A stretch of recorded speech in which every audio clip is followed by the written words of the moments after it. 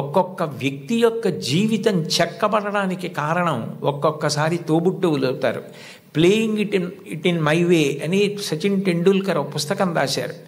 మీరందరికీ పిల్లలు కాబట్టి మీకు బహుశా సచిన్ టెండూల్కర్ గారు అంటే చాలా ప్రీతి ఉంటుంది. మీరు ఆయన రాసిన పుస్తకం చదివారేమో అని నేను అనుకుంటున్నాను, కొంతమంది పిల్లలైనా. అందులో ఆయన ఒక విషయం రాశారు. ఆయన చిన్నతనంలో ఆ రోజుల్లో అచ్రేకర్ గారిని క్రికెట్లో ఆయన దగ్గర నేర్చుకోవడం అంటే చాలా గొప్ప. అచ్రేకర్ గారి దగ్గర క్రికెట్లో శిక్షణ పొందడం కోసం టెండూల్కర్ గారు వెళ్ళినప్పుడు ఆయన్ని తీసుకెళ్ళింది ఆయన అన్నగారు అజిత్. అచ్రేకర్ టెండూల్కర్ని నిలబెట్టి కొన్ని బాల్స్ బౌలింగ్ చేయించి ఏది ఆడు అన్నారు. అస్సలు సరిగా ఆడలేకపోయారు టెండూల్కర్. ఆడలేకపోతే వెంటనే గురువుగారు అచ్రేకర్ చూసి, అబ్బాయి ఈ పిల్లవాడు ఇంకా సరిపోడు, వచ్చే వేసంకాలం సెలవుల్లో తీసుకురండి అన్నారు. అన్నగారు అజిత్ పరిగెత్తుకుంటూ అచ్రేకర్ దగ్గరికి వెళ్ళి, కాదు మా వాడి వ్యక్తిత్వంలో ఒక బలహీనత ఉంది, వాడు చాలా మొహమాటస్తుడు, సిగ్గు, భయం, బిడియం, మీరు చూస్తున్నారన్న బిడియంతో ఆడలేకపోయాడు.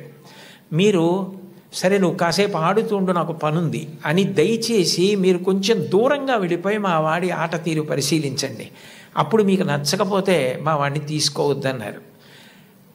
ఏమిటో ఈ పిల్లాడు ఇంత ఆర్తిగా చెప్తున్నాడు తమ్ముడు గురించి చూద్దామని అచ్రేకర్ గారు సరే అట్లాగే చేస్తానని, టెండూల్కర్ నువ్వు ఆడుతుండు, నాకు చిన్న పనుంది మళ్ళీ వస్తానని దూరంగా వెళ్ళిపోయి చూశారు.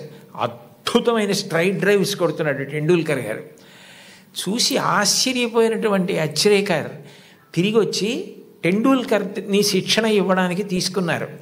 అచ్రేకర్ చెప్పినటువంటి పాఠాలు, బంతిని ఎలా ఆడాలన్న దాని విషయంలో గురువు నేర్పినటువంటి మాట ఎంత పని చేసిందంటే టెండూల్కర్ మీద అలసట అన్నది లేదు. ఆఖరికి బంతేసేవాడు లేకపోతే మేజోడు సాక్లో క్రికెట్ బాల్ కట్టి తాడు కట్టి గడప మధ్యలో కట్టుకుని అటు ఇటు వెళ్లకుండా స్ట్రైట్ డ్రైవ్స్ కొట్టడం ప్రాక్టీస్ చేశారు వాళ్ళ మేనత్ ఇంట్లో.